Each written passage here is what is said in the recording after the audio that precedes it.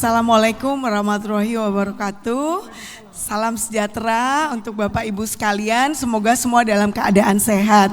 Mohon maaf saya tadi mungkin belum di briefing ya, jadi nggak tahu kalau akan ada Q&A yang akan ada hadiahnya ya.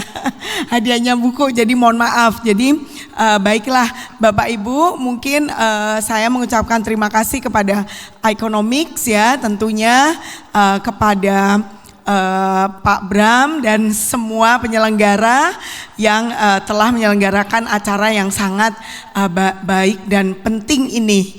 Baik Bapak Ibu, ini adalah materi yang akan saya berikan, di mana diminta oleh panitia.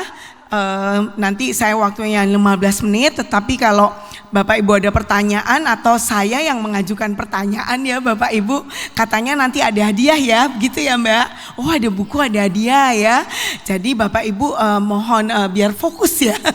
Baiklah, nanti mungkin dikasih tahu aja, saya dikasih tanda, Bu harus tanya jawab atau gimana ya. Oke, terima kasih. Karena saya ini ATM ya Bapak Ibu, Automated Talking Machine. Jadi kalau udah talking harus di stop ya gitu. Baik Bapak Ibu, mungkin biar agak rileks saya mohon izin untuk agak bergerak ya. Nggak biasa di panggung begini ya. Baik, jadi saya ingin memberikan sedikit sharing ya Bapak Ibu.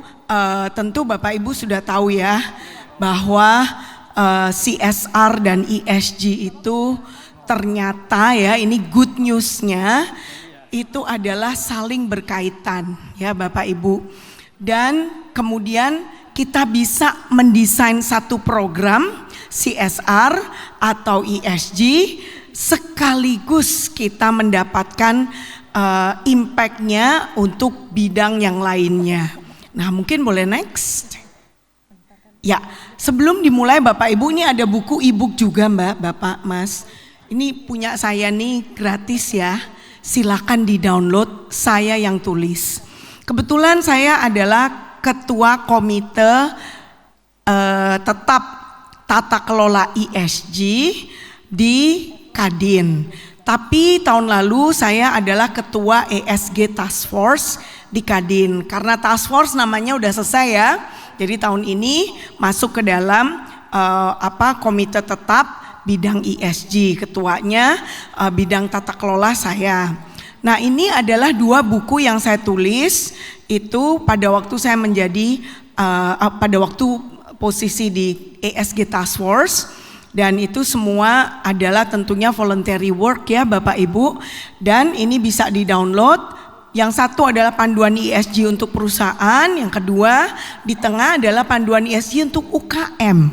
Jadi Bapak Ibu apabila seperti di sini ada dari KAI ya, Pak Vice President CSR KAI misalnya melakukan program CSR untuk atau community development, ingin mengembangkan kelompok atau mengembangkan binaan-binaannya ikut melaksanakan ESG, kemudian bisa sekaligus diklaim oleh perusahaan ya, misalnya skop 3-nya lah atau apa ya, maka bisa memberikan wawasan atau edukasi kepada mereka menggunakan buku panduan ini Bapak Ibu.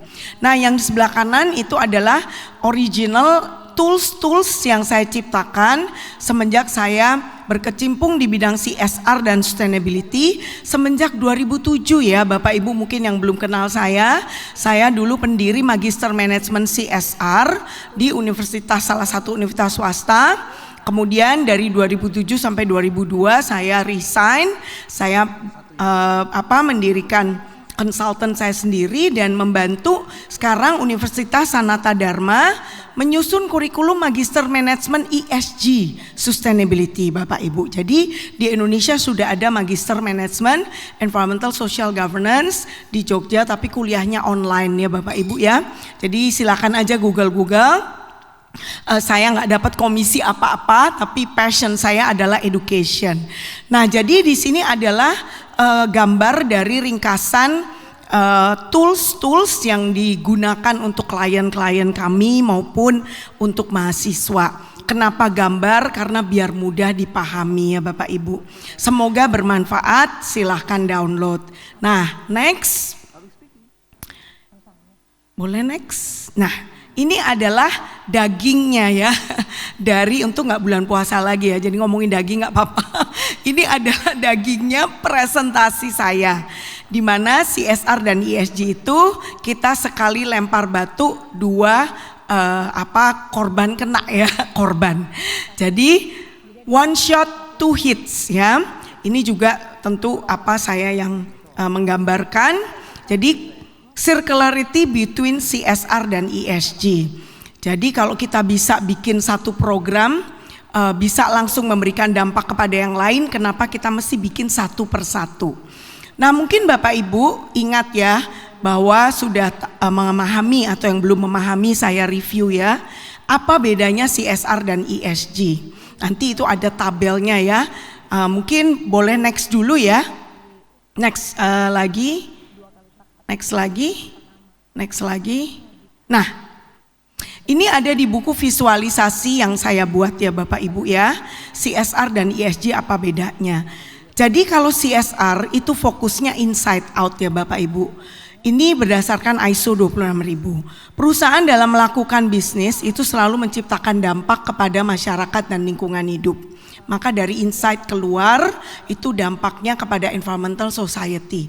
Maka bagaimana perusahaan itu bertanggung jawab atas dampak itu adalah CSR. Sementara ESG fokusnya outside in. Jadi resiko-resiko dari environment, social dan governance bagaimana dimitigasi oleh perusahaan. Tidak hanya resiko Bapak Ibu, tapi ada opportunities. Itu dia. Jadi ada two sides of the coin. Jadi tidak hanya resiko tapi ada opportunities. Bagaimana perusahaan memanfaatkan ESG opportunities menjadi masuk ke dalam model bisnisnya. Kemudian activitiesnya kalau CSR tanggung jawab pada dampak, ESG mitigasi resiko dan optimizing opportunities. Siapa yang punya interest terhadap CSR, customer, employee, community dan seterusnya. Kalau ESG itu fokusnya adalah untuk investor dan calon lender Bapak Ibu. Jadi kaitannya adalah kepada investor dan financial institution dan customer. Ya.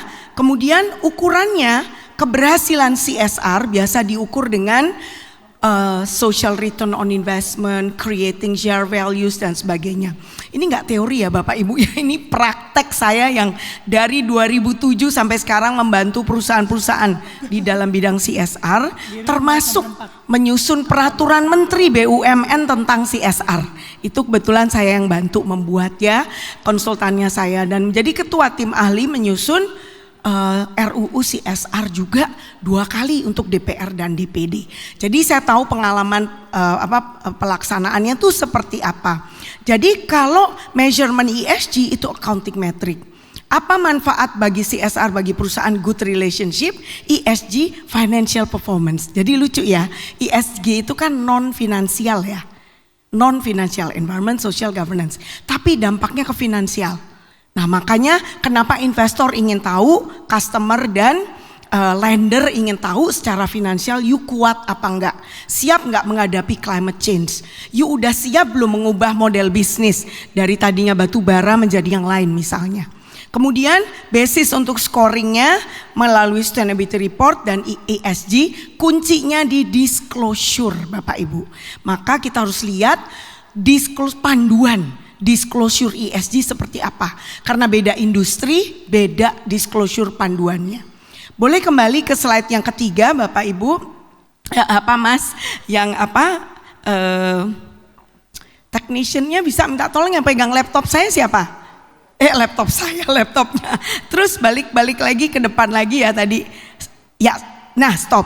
Jadi bagaimana sih ESG dan CSR itu bisa saling berterkaitan ya?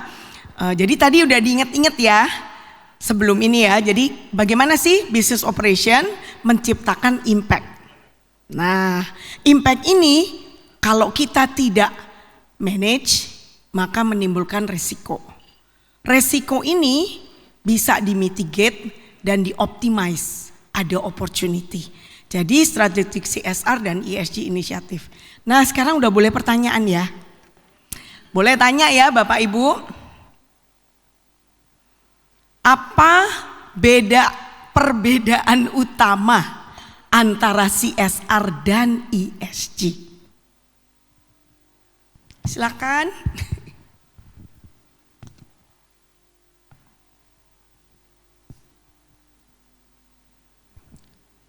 Bu Emi mungkin, monggo Bu Emi dapat buku. Untung tadi saya motret.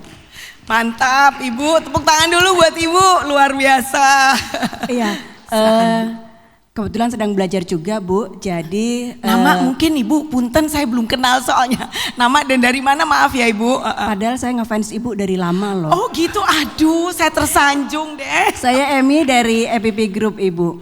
Oh iya Ibu, ya salam Iya, kenal Bu, salam Bu kenal Emi. juga. Ya. Ya, perbedaan yang jelas kalau dari yang terakhir tadi adalah untuk relasi yang baik gitu ya Bu ya antara stakeholder itu yang di CSR, tetapi juga justru kemudian meskipun non financial tetapi justru menarik perhatian karena financial performance-nya yang dituju.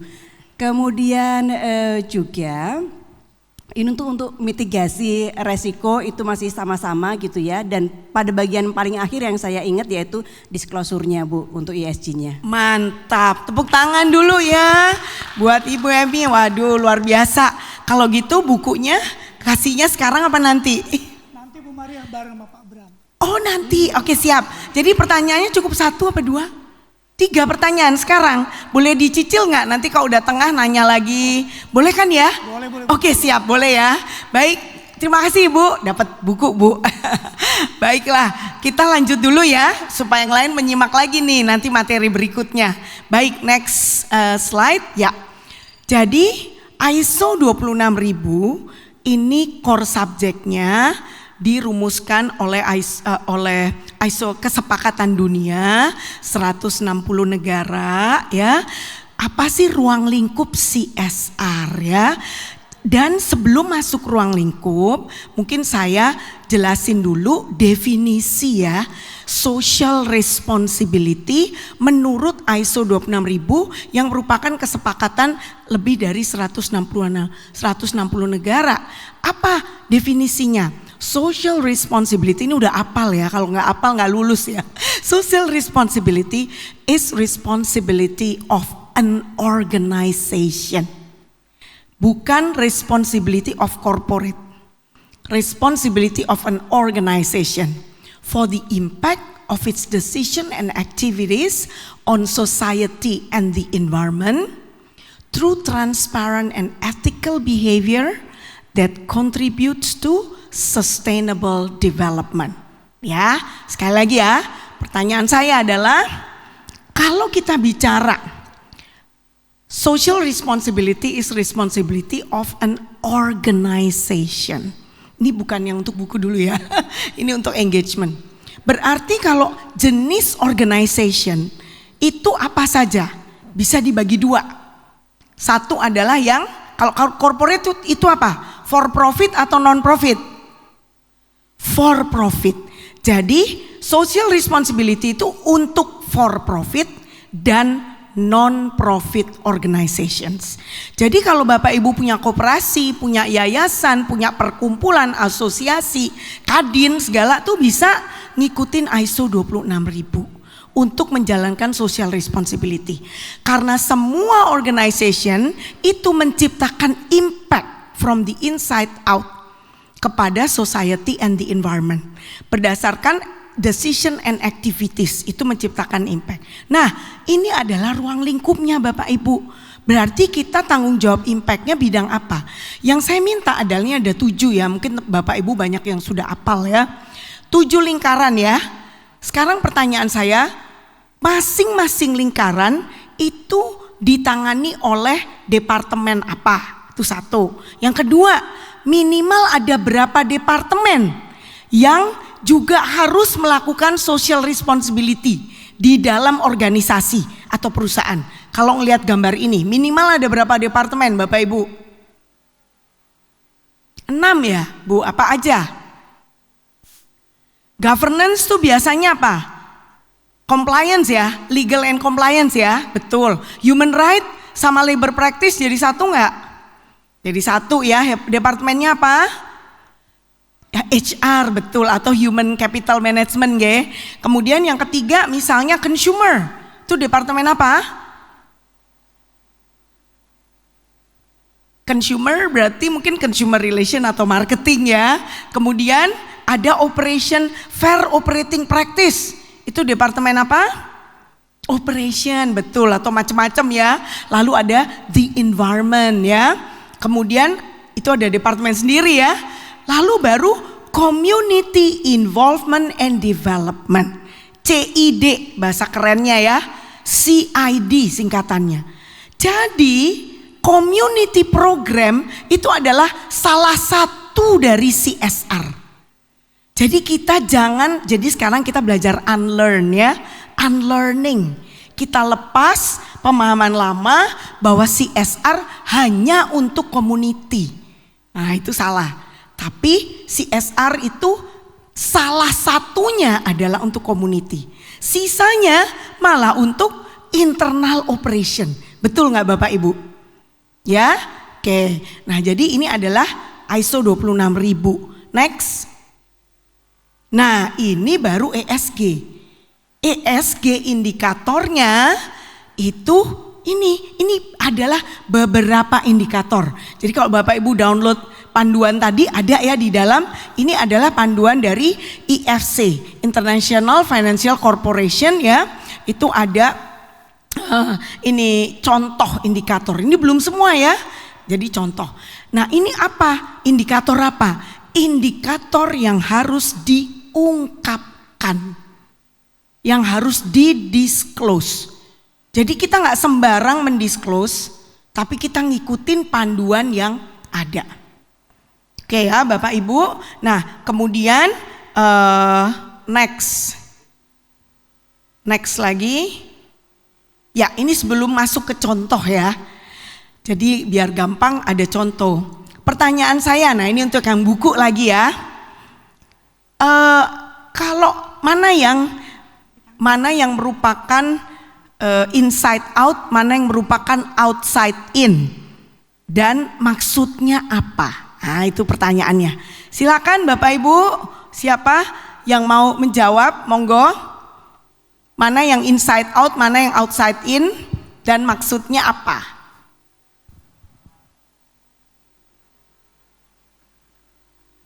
Ini belum ya, ini nanti aja. Yang tadi saya jelasin. Silakan. Wah pertanyaan terus susah kayaknya ya. Gak ada yang participate. Ada ya, ada. Ini kan pinter-pinter semua, malu-malu nih Pak kayaknya nih. Pasti pada tahu, cuma malu-malu. Ayo silakan, siapa? Yang di belakang Bapak Ibu. Mana yang inside out, mana yang outside in, CSR atau ESG. Lalu apa sih maksudnya inside out, outside in? Monggo Pak. Monggo Pak, silakan. Ya, tepuk tangan kasih, dulu. Iya, monggo Pak. Ya mohon izin Bu, kalau inside out itu yang CSR ya Bu ya. Kalau yang outside in itu yang ESG Bu. Mantap, mungkin Bapak mau jelasin dikit bedanya di mana inside out, outside in.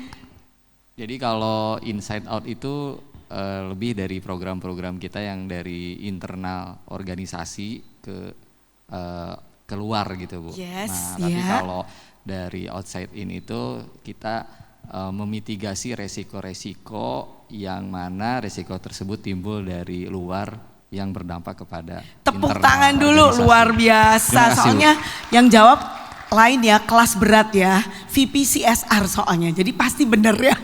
Baik, thank you ya Pak, beliau yang kedua ya. Oke baik Bapak Ibu, sekarang kita masuk ke dalam contoh ya. Contoh nih saya ambil dua, ada Telkom Indonesia dan Unilever ya. Jadi di sini dia ada digital inclusion ya. Jadi dia memberikan infrastructure development ya, kemudian menyiapkan internet gratis ya kepada para partisipan, itu sekitar 7.000 ya, saya nggak masukin karena takut kebanyakan. Kemudian untuk Unilever itu adalah bank sampah ya. Nah jadi di sini ada programnya bank sampah dan interlinkage-nya kita lihat di sini ya. Kalau Telkom itu adalah untuk dia digital infrastructure, di mana CSR inisiatifnya menyiapkan free internet. Jadi kemudian yang kedua untuk ESG-nya itu adalah mempersiapkan human capital yang istilahnya melek digital. Jadi kalau kita lihat dari sisi angle-nya ESG ya, Telkom ini kan berusaha memitigasi resiko. Kalau kita nanti butuh anak-anak muda yang melek digital, kita udah pernah kasih training. Jadi mungkin untuk melakukan upscaling kepada anak-anak muda yang pernah menjadi penerima manfaat program ini, itu akan lebih mudah bagi Telkom gitu ya. Jadi mitigasi resiko gitu ya. Nah kemudian CSR-nya tentu dia adalah ingin memberikan dampak positif ya. Jadi responsible for the impact. Nah jadi dia ingin impact-nya itu yang bagus di boosting. Impact-nya adalah free internet dan sebagainya. Dan dia juga menjalankan misinya sebagai BUMN ya untuk menyediakan akses internet. Kemudian Unilever itu kan dampaknya adalah bungkus-bungkus ya produk-produknya dia. Maka dia bertanggung jawab atas dampak, yaitu dia bikin bank sampah. Nah itu CSR-nya dia. Nah kemudian dengan adanya bank sampah itu dia bisa mengurangi carbon emission. Next, nah ini yang Telkom. Nah jadi ini ada impact untuk company dan ada impact untuk beneficiaries-nya. Disinilah di mana ESG, di mana CSR. Nah, Bapak Ibu, mungkin kita lihat ya, social license to operate, risk mitigation, itu impact to company, ya, governance improvement, ya, lalu sustainability link performance, ya. Kemudian impact to beneficiaries-nya tentu access to digital, education improvement, economic opportunity, social empowerment. Lalu CSR-nya impact ke company, reputation, stakeholder trust dan seterusnya. Lalu impact to beneficiaries-nya community development dan seterusnya. Next. Untuk yang Unilever kita juga lihat bahwa di sini impact-nya untuk kepada company itu adalah environmental risk mitigation. Ya, jadi dia bisa mengurangi carbon footprint ya, CO2 ya. Lalu compliance juga, circular economy transition, investor attraction. Jadi menarik investor ya. Lalu impact ke beneficiaries-nya waste reduction ya, kemudian increase income ya. Lalu juga awareness raising dan seterusnya. Kemudian untuk CSR ada brand loyalty, social license to operate dan seterusnya. Lalu beneficiaries ada economic environment dan seterusnya. Nah sekarang Bapak Ibu, hadiah terakhir adalah kepada yang nanya ke saya gantian ya. Oke, siapa yang punya pertanyaan? Nah jadi supaya mengecek sekalian ngantuk apa enggak gitu ya. Mbak Maria posisi di sini Mbak Maria. Oh ya silakan. Oh iya, nama dan dari mana Mbak? Silakan. Perkenalkan saya Iza dari PT Kawasan Industri Terpadu Batang. Mantap. Sebagai perwakilan dari KITB yang tengah mendorong transformasi kawasan industri yang berkelanjutan, bagaimana sih strategi integrasi ESG dan CSR yang dapat memperkuat positioning kawasan industri seperti kami ini sebagai ekosistem investasi global yang tidak hanya kompetitif secara ekonomi tetapi juga bertanggung jawab secara sosial dan lingkungan. Apakah ada best practice-nya atau kuncinya yang bisa dijadikan acuan dalam mengukur keberhasilan keberhasilan konkret di dalam sektor kawasan industri? Terima kasih. Ya, terima kasih ya. Tepuk tangan ya. Dapat buku ya. Jadi udah dapat 3 ya. Baik, mungkin saya bertanya lagi Mbak. Itu ada berapa? Tenannya di situ ada berapa? Saat ini ada 27 tenan. 27 tenan. Kemudian sudah masuk ke dalam member untuk Eco Industrial Park belum? Belum ya Pak. Belum. Jadi bisa join dalam inisiatif Eco Industrial Park. Nah, itu salah satu jawabannya Pak ya. Kemudian yang kedua, apakah sudah ada pasti udah ada ya program-program CSR yang dijalankan oleh seluruh tenan tapi secara gotong royong? Belum, saat ini belum. Nah itu jawaban kedua. Jadi bisa melakukan program CSR yang collective action, gotong royong. Jadi jangan sendiri-sendiri. Nah, jadi mungkin perusahaan Anda itu menjadi memfasilitasi diskusi. Jadi bikin FGD, tapi you need to also learn dulu mengenai konsep ESG, CSR yang benar ya. Lalu disclosure dan mapping. Nah, mapping dulu ya. Langsung ini mereka industrinya apa aja. Dampak-dampaknya apa aja. Gitu. Jadi dampak kan konsep CSR ya. Impact on the society environment. Dampak apa aja dibikin list dulu ya, di mapping dulu. Habis itu baru bikin FGD. Oke, kalau gitu bagusnya apa nih? Program-program CSR-nya nomor 1 tanggung jawab dampak. Oke, baru kedua apa risiko dari ESG kepada industrialnya itu, jadi kawasan industri. Nah, jadi kalau ada risiko untuk kawasan industri berarti seluruh tenannya juga terkena risiko, benar nggak? Tiba-tiba ada gempa bumi, nggak hanya perusahaan Mbak aja yang kena, Bapak ya. Seluruh kena, banjir, semuanya kena. Nah, let's do it together. Can we mitigate the risk together? Nah, kalau kita bersama berarti investmentnya jadi kecil ya. Tapi mereka boleh disclose semua, boleh klaim dan harus diberi penghargaan ya. Jadi ini sekalian konsultasi gratis ya, Bapak Ibu. Baik. Demikian, coba next dulu Mas. Nah baik, ini adalah nama perusahaan saya. Silakan Bapak Ibu apabila ingin menghubungi kami, ada nomornya, ada Instagramnya ya. Dan kalau ada pertanyaan apa-apa silakan diskusi. Kalau ada usul-usul, Bu bikin webinar dong gratis tentang ini, jangan sungkan-sungkan, WhatsApp aja langsung ya. Ini kebetulan tim saya yang nanganin WhatsAppnya di sini, Bill. Nah itu Billy yang nanganin ya, jadi langsung nanti WhatsAppnya dia yang jawab ya.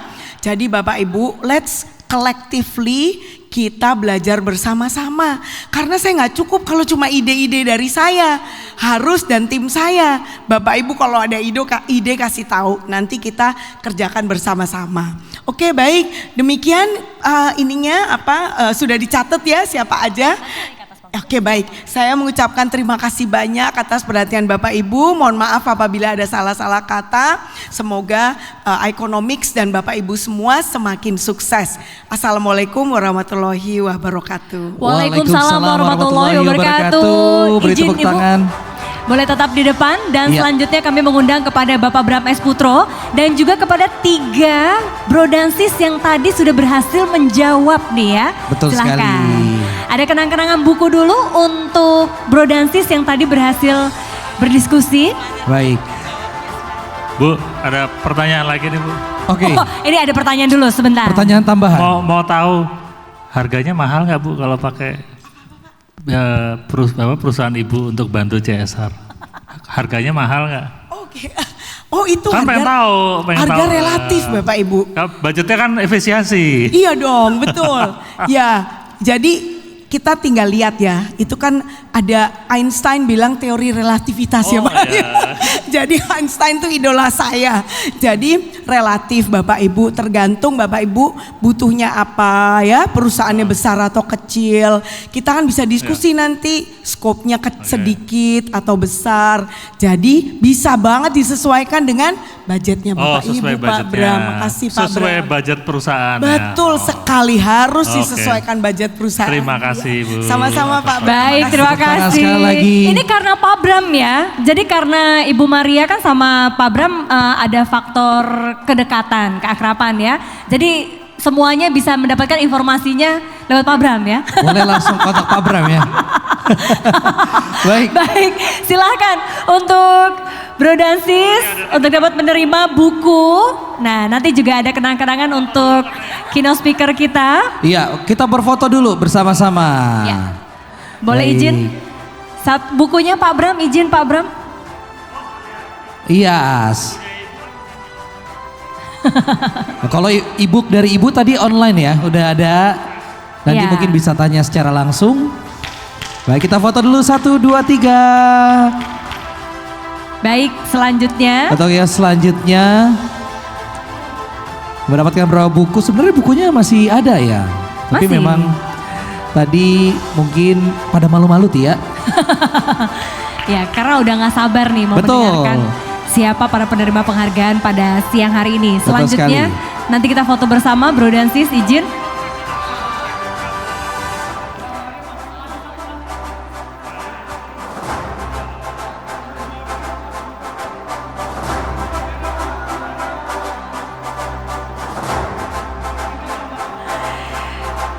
Baik. Terima kasih. Selanjutnya, izin. Untuk penanya ketiga yang tadi berhasil menjawab dan menyimak dengan baik, kita berikan hadiah kenang-kenangan. Sebuah buku bestseller. Wah, national bestseller. Wah, ini public relation. Dengan ya? judul Public Relation. It's better to understand than to fear. Selanjutnya izin untuk dapat foto bersama. Izin foto bersama terlebih dahulu. Nah, kita foto bersama-sama. Izin Bro dan Ibu, Sis. boleh di sebelah kiri dan juga kanan dari Pak Bram dan juga Ibu Maria. Kita berfoto bersama-sama. Lihat ke kamera. Kita 3, hitung 2, 1. 1. Boleh dong berikan tepuk tangan Tepuk tangan yang meriah untuk Bapak Ibu sekalian. Luar biasa. Seperti yang diinformasikan. Ya. Boleh untuk langsung mengontak Ibu Maria apabila ingin bekerja sama tentunya. Ya, terima kasih Ibu Maria, izin Terima tetap kasih. di atas panggung. Ada kenang-kenangan dari The Economics untuk Ibu Maria. Baik. Iya, Ibu akan mendapatkan kenang-kenangan langsung yang akan diberikan oleh CEO dari The Economics, Pak Bram S. Putro. Wah, ini keren banget ya. Fotonya canggih. Ini versi AI. Versi AI-nya ya.